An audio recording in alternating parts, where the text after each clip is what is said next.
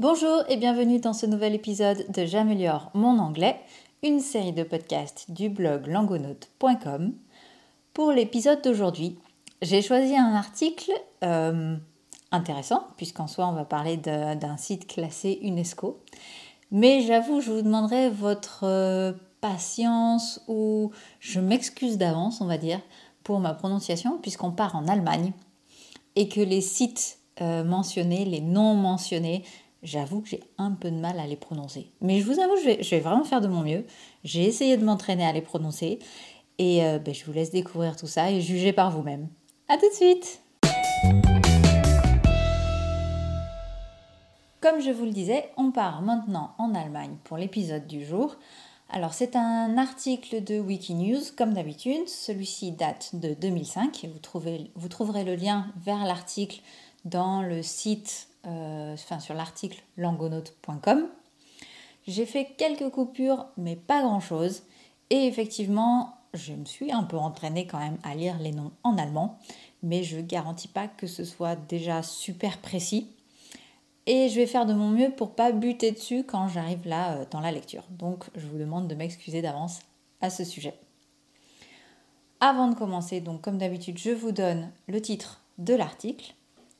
Dresdener Elbe Valley becomes UNESCO World Heritage Site. Je vous donne un petit peu de vocabulaire pour comprendre tout ça. Mais avant ça, je voulais commencer par mettre en avant une forme de phrase. Donc on va trouver la phrase It has been in the process of becoming. It has been in the process of becoming. C'est quelque chose est en train de devenir. Donc on a to be in the process of, c'est être en train de, c'est-à-dire qu'il y a une procédure en cours. Et ce qu'il faut noter, c'est qu'après ça, le verbe est sous sa forme ing, in the process of becoming. Donc, en français, on va dire est en train de devenir. En anglais, on va utiliser le past perfect. Donc, si vous ne vous souvenez pas de comment s'appelle ce temps, c'est pas grave. L'important, c'est de savoir que c'est quelque chose qui a commencé dans le passé et qui continue aujourd'hui. It has been in the process. Donc on a have avec le verbe être à sa forme participe passé. It has been. Donc ça veut dire que ça a commencé dans le passé, ce process de devenir un site UNESCO, et que ça continue aujourd'hui. It has been in the process of becoming, est en train de devenir. Voilà, donc ça c'était la petite parenthèse grammaire et pour vraiment identifier les différences de formulation pour ce type de situation. Le vocabulaire est très simple en soi. Je vous propose a handover, c'est un transfert, donc qui s'utilise en toute situation, donc vous pouvez très bien le replacer dans le cadre du travail. Si vous faites passer un travail que vous avez fait, vous le passez à quelqu'un d'autre, ça s'appelle a handover. Donc expliquer à quelqu'un le travail qu'il doit faire pour prendre votre suite, par exemple. To unveil, dévoiler. Un advertisement, une publicité. Et voilà, c'est tout. Donc je vous propose de passer tout de suite à la lecture de cet article en espérant que je m'en sorte. Allons-y. Dresdener Elbe Valley becomes UNESCO World Heritage Site. Since July 2nd, 2004, the Elbe Valley near Dresden has been in the process of becoming a UNESCO World Heritage Site. Friday saw the handover of the documents in Castle Albrechtsberg, confirming the status. Today, Mayor Losberg and Professor Bandren will unveil a plaque in the church of Loskowitz, starting the Elbe Valley celebration. The cultural landscape consists of an 18-kilometer long strip along the Elbe between Saarbrücken and the Dresden Bridge Flügelwegbrücke. It includes the ancient city of Dresden, the many castles along the river Elbe, and the town centres of the small villages near the river, as well as the very famous castle Pillnitz. The city of Dresden sees the status as an internationally affecting advertisement for investors and tourists in the acknowledgement as a site of World Heritage. Voilà donc pour l'histoire de cette vallée de l'Elbe à proximité de Dresde. Donc j'espère que vous avez pu reconnaître quelques mots que je vous ai donnés et identifier cette tournure de phrase « It has been in the process of becoming ». Comme d'habitude, avant de passer à la deuxième partie, je vous le rappelle, si vous aimez ces podcasts, déjà vous pouvez commencer à les suivre si vous ne les suivez pas encore.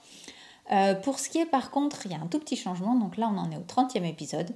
J'ai essayé plusieurs plateformes et donc je vais arrêter de les mettre sur YouTube puisque effectivement c'est Spotify en fait qui marche le mieux. Donc vous ne les trouverez plus sur YouTube, mais n'hésitez pas à aller faire un tour sur Spotify ou d'autres plateformes podcast comme Google et Apple.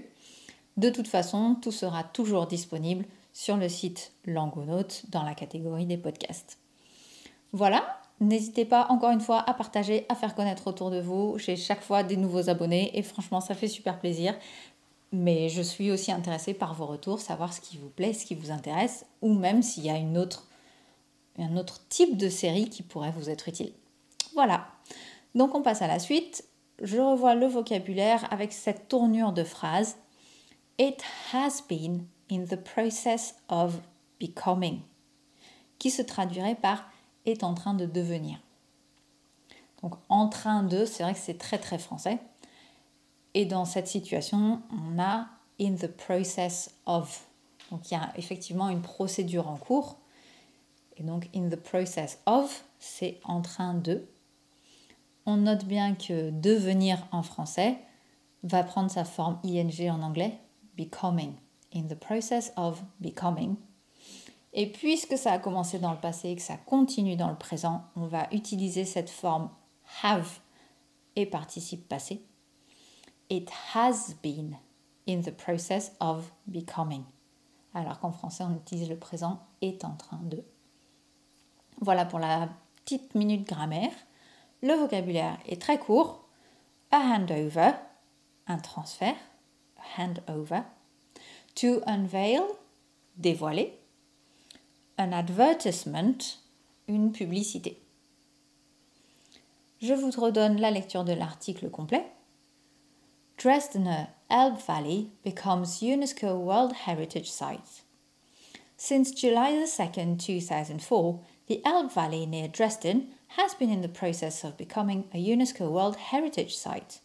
Friday saw the handover of the documents in Castle Albertsberg, confirming the status.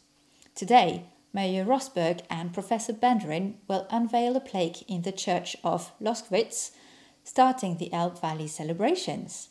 The cultural landscape consists of an 18-kilometre-long strip along the Elbe between Saarbrücken and the Dresden Bridge, Flügelwegbrücke. It includes the ancient city of Dresden, the many castles along the river Elbe, the town centres of the small villages near the river, as well as the very famous castle Pillnitz. The city of Dresden sees the status as an internationally affecting advertisement for investors and tourists in the acknowledgement as a site of World Heritage. Now here is my question to you. What famous places have you visited or would you like to visit? Try to explain why you want to visit those places. That's all for today. Thank you very much for listening and until next time. Bye!